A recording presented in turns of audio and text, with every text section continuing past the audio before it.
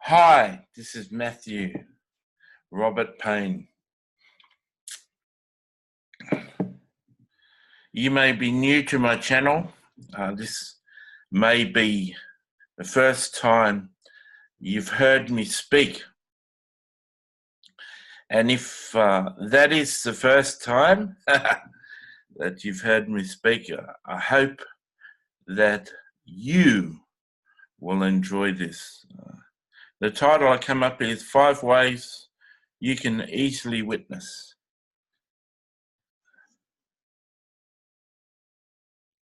First of all, I chose that title and used the word witness because it definitely describes what I'm going to talk about, even though I'm aware that that word really scares people.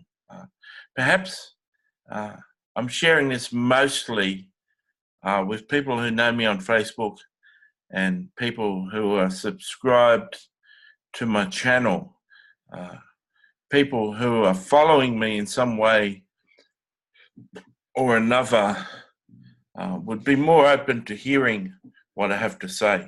But if you aren't a follower of mine on Facebook or a subscriber on YouTube, go to the description tag, go to my address on Facebook and become my friend and follow me on Facebook, and press subscribe on YouTube and press the bell to be subscribed to me. And before you leave the video, if you're a member of YouTube, press the like button, the up button, thumbs up button, and that will help me. So now that the housework is done, let me go into 5 ways you can easily witness. Way number 1.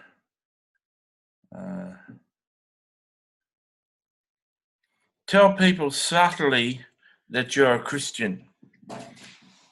So how do you do that?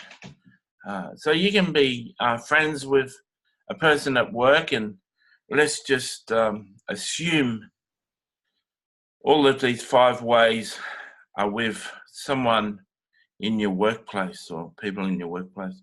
So you can be in your workplace and without nerves, you can mention that yesterday when you're at church, the pastor said this about success, or the pastor said this about faith, or the pastor said this about such and such, or yesterday at church, my friend said that I'm one of the most understanding people that she's ever met. About a month ago, a girl at my church that I really admire said to me or asked me, am I always very nice to people? Do I ever say anything insulting? Do I ever discourage people in the way I act? And I was able to tell her, yes, I do, but I don't do it as often as many people. And she was surprised because she'd always seen me being encouraging and loving. So you can bring that into any conversation. People can say, what are you doing on the weekend, which many people say. And you can say what you're doing on Saturday, and you can say, on Sunday, I'm going to my local church, which I enjoy. A lot of people don't realise it, but people really haven't got a problem, by and large, with your faith. Most people really only have a problem when you try and convert them, or they sense that you've got some sort of agenda in your relationship. If they pick up that the only reason you're talking to them and being a friend is so you can convert them, the people won't want to be your friend, and they'll be offended when you talk about things of church. But if you're friendly and talk about a whole range of issues, you can just subtly mention in just general conversation that you go to church. When they're aware that you're a Christian, then they'll start to judge you and look at you in a different way and measure the way that you react and the way that you respond to certain things. They're going to start to do their research on you and decide for themselves whether you're an authentic Christian. So from the time you subtly bring it into a conversation that you go to church and that you're a Christian, it's time for you to start to behave and act in a supernatural, loving and beautiful way towards everyone. Way number 2. Now, you may not, this is called be open about your struggles and issues. One very effective way of opening people up is when you first open up. You don't have to be this shiny Christian who's got their life all together. In fact, people prefer to hear that you've got issues and struggles. It seems contrary to being a good witness. It seems like it's wrong, and the enemy would say to you that it's wrong, and possibly other Christians who don't know what they're talking about would say that it's the wrong way to act. But people need to know you're human. People, once they know you're a Christian, have got these ideas in your head that you're goody two-shoes and you never seem to have problems and you're not a sinner and you're better than them. And one way to dismantle that and cause a way for them to be attracted to engage with you and get to know you better is for you to be really honest about this electricity bill that come in with your kids, and you've been trying to tell your kids to turn things off and not to waste energy, but you've got a $650 electric bill, and it's just bankrupted you, and you don't know how you're going to pay it. Or any problem or issue, your daughter is experimenting with drugs and you're concerned for her. It's quite all right when you share that with a non-Christian to ask for their help or ask for their advice or ask for their support. If you can have a non-Christian actively play a part in helping you with your problem, you actually empower them, make them feel important, and make them feel that they're important to you, and they have a feeling that they can help you out, which really makes them feel good. I know that way, that suggestion is totally against what you've heard or what you believe, but it's the truth. And you've been told by Satan or other people a lie. So the third way is listen to people and ask them questions. One really effective way to having people come into the understanding that you really love and accept them is for you to listen to them, not to so much butt in and give advice when the advice hasn't been asked for or requested, but just to listen. And as you listen, to think of questions that you can ask them to delve further into what they're talking about. So this requires what professionals will call active listening. Active listening is thinking about a person and paying that person and what they're saying and giving that person your full attention. And as you give them your full attention, start to process what they're saying and try and come up with some helpful questions that will help them to speak a lot. The more a person speaks to you, the more you're available to listen to them, the more that you prove that you care about them. And this is a good way of demonstrating the light of Christ and building trust in people. You may think, as a Christian, that you have to do the speaking and you have to do the preaching and you have to do the sharing. And that's got its place. But if you can listen more than you can talk, you'll have a much deeper and much more effective influence on people that you're doing day-to-day life with. Way number 4, share with people the way that Jesus has blessed you.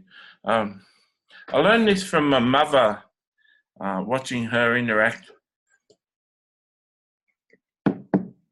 with all sorts of people, including non-Christians. She just had this understanding that people weren't going to be offended with her talking about Jesus and her faith.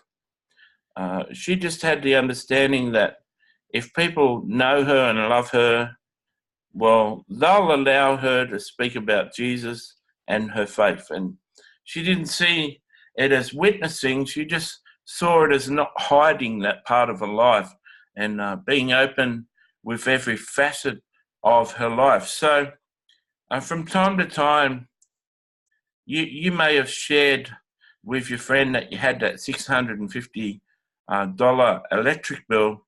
You might be able to share that a friend from your church felt led to give you $300 towards your bill. And you can share with your friend at work that was a real help and it was an answer to prayer and you were honestly desperate. So anytime, not all the time, but anytime Jesus blesses you in a certain way and you've got good news about the authenticity and the love of Jesus being poured out in your life, share that with your non-Christian friend. Pretend that your non-Christian friend is really a Christian. And if you had Christians on Facebook as the majority of your friends, you'd share that news with your Christian friends on Facebook.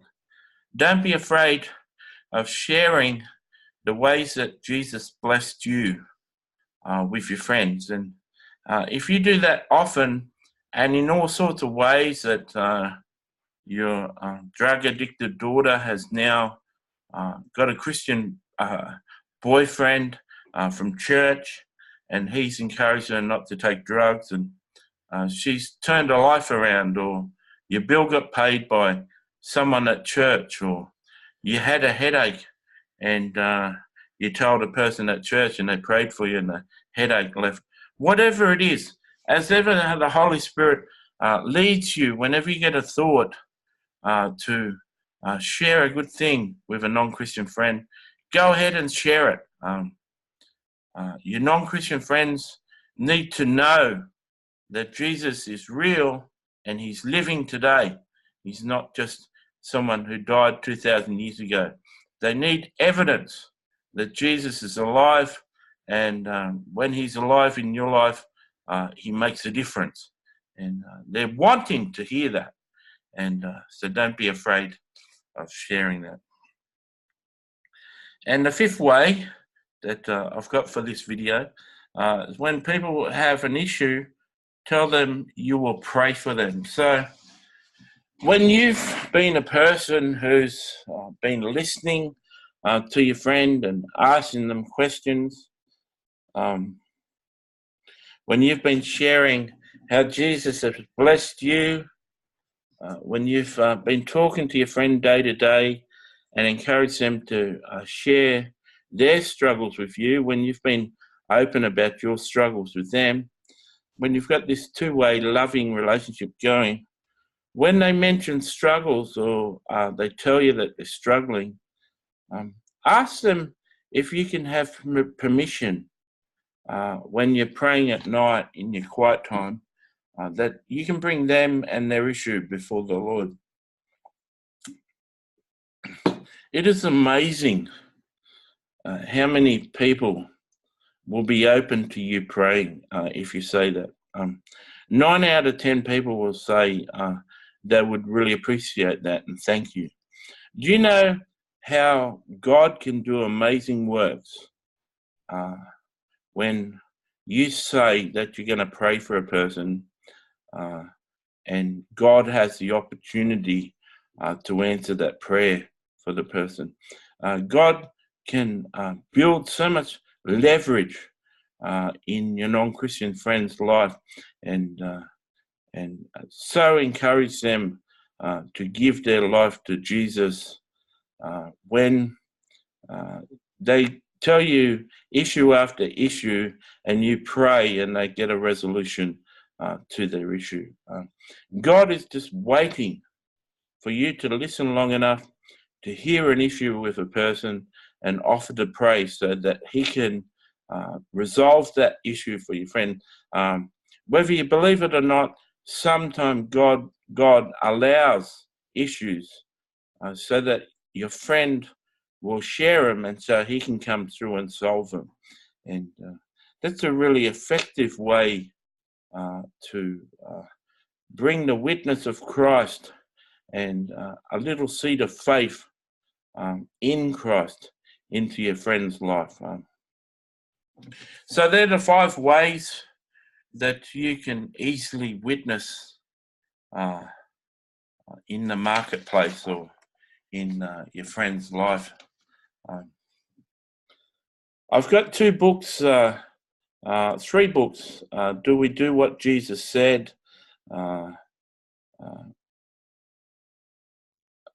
Influencing Your World for Christ, and 13 tips to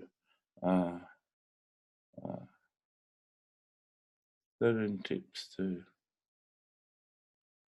becoming the light of Christ. So if you check the description tag underneath this video, you'll see that I listed each of those books and gave a link to where you can buy it on Amazon on Kindle for 99 cents. The purpose of this video, I want to reassure you, wasn't to sell those books, but those books take what I've said now and further unpack these sort of ideas. I mightn't specifically mention these 5 points, but goes into a lot more detail how to do friendship evangelism with your friends. If you're blessed by this video, please like the video, press the up button. If you're new to my video channel and you want to follow me, please press subscribe, press the little bell next to it, and it will give you notifications. If you enjoyed this video and you're a member of YouTube, please comment down below and let me know what you think. And whenever you're watching this, I pray that you will be able to take hold of these 5 points, rewatch this video, write down the 5 points and put them into practice. I pray that you will become a whole lot more effective now. God bless.